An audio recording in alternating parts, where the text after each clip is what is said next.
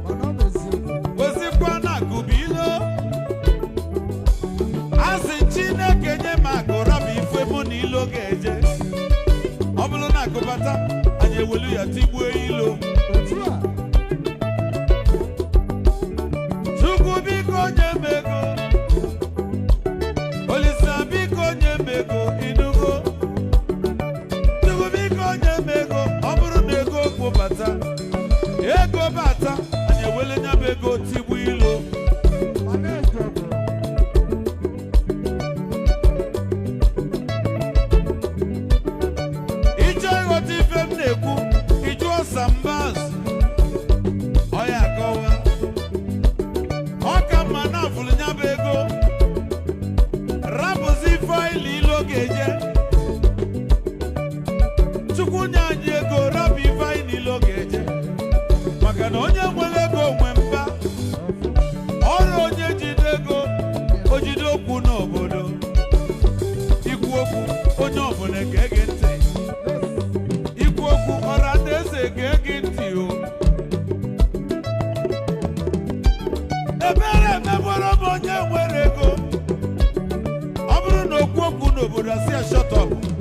Yana.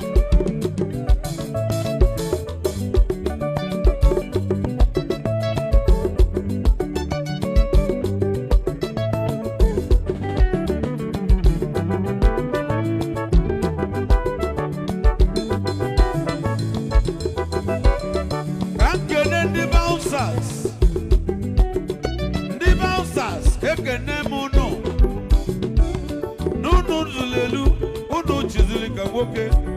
Oya dilu numma Bansas. Odo dilu no.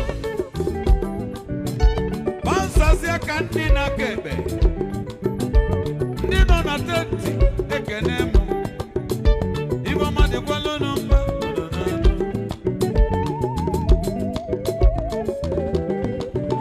Gozie Okeke ebu moje mbe wilo.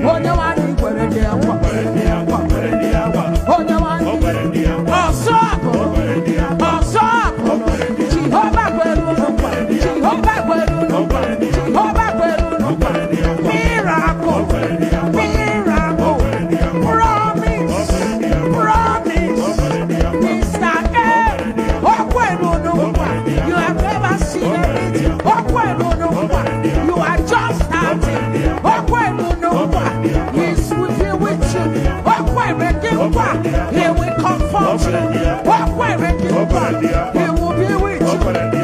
And I'm a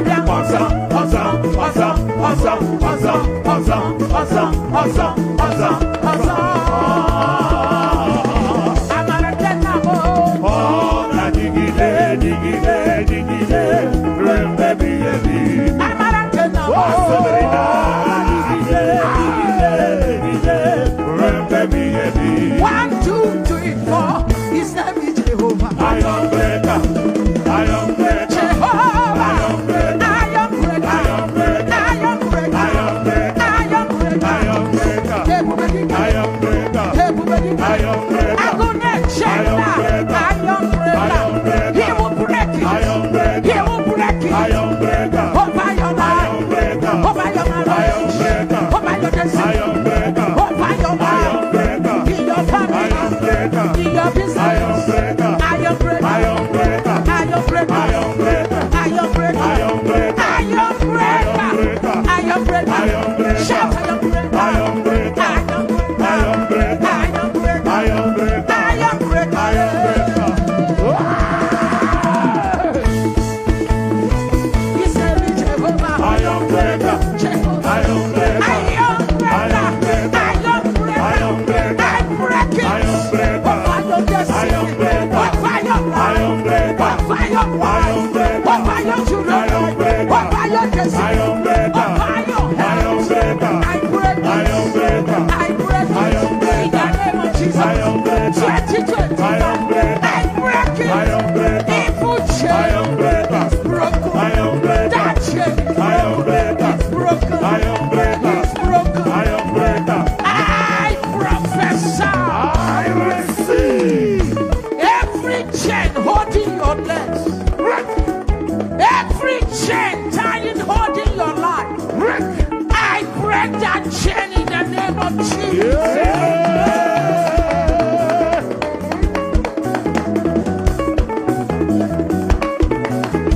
Yes, yes, yes, yes.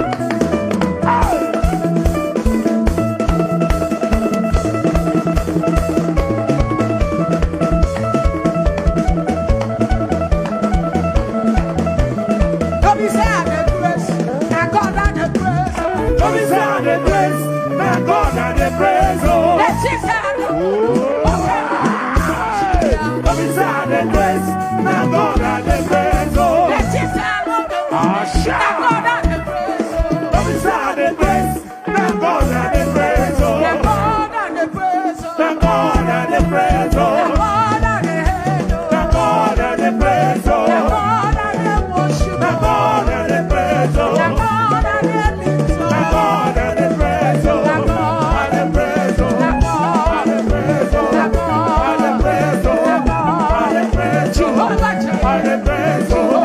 And the praise. Oh. Almighty And Father. the praise. Oh. Ancient of And the praise. Oh. And the praise. Oh. And the praise. Oh. And the praise. Oh. And the praise. Oh.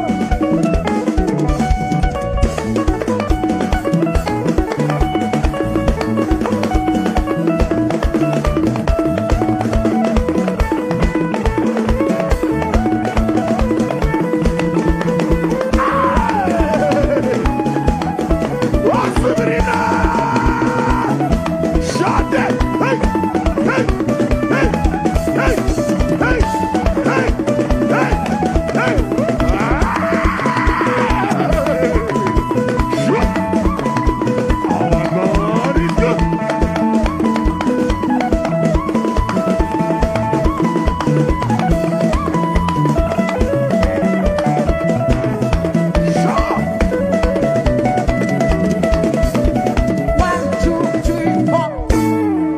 Oh, disappointing. I'm the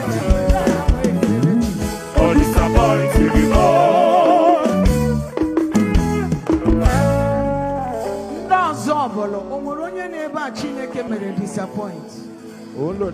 Chineke o mere gị disappoint. Ọ bụrụ na Jizọs eme gị disappoint, can you jump? Can you shout? Can you run? Can you clap? Can you scream?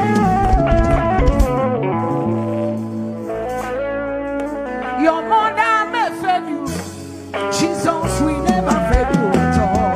Oh, disappointing me more. Jesus will never fail you. Oh, disappointing me more.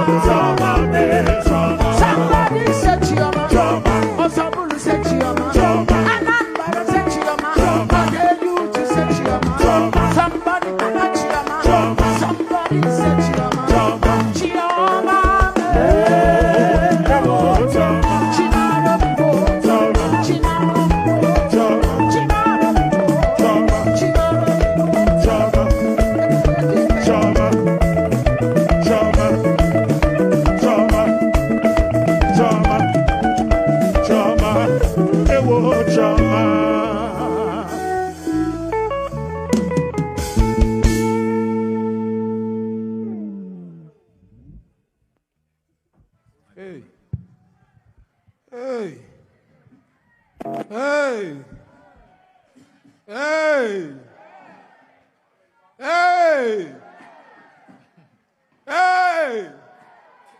God, I beg you. Let me join my voice with my brother to advise you. Those of you going back to your seat, you are wasting your time. Because where we have reached right now is the seatless position. I say, where we have gotten to now, this current position, in fact, you don't need a seat anymore. You don't need your chair. Carry your chair, give your neighbor. You don't need chair. Ozubolo, once again, let's show some love for Mama Chioma Jesus. Tell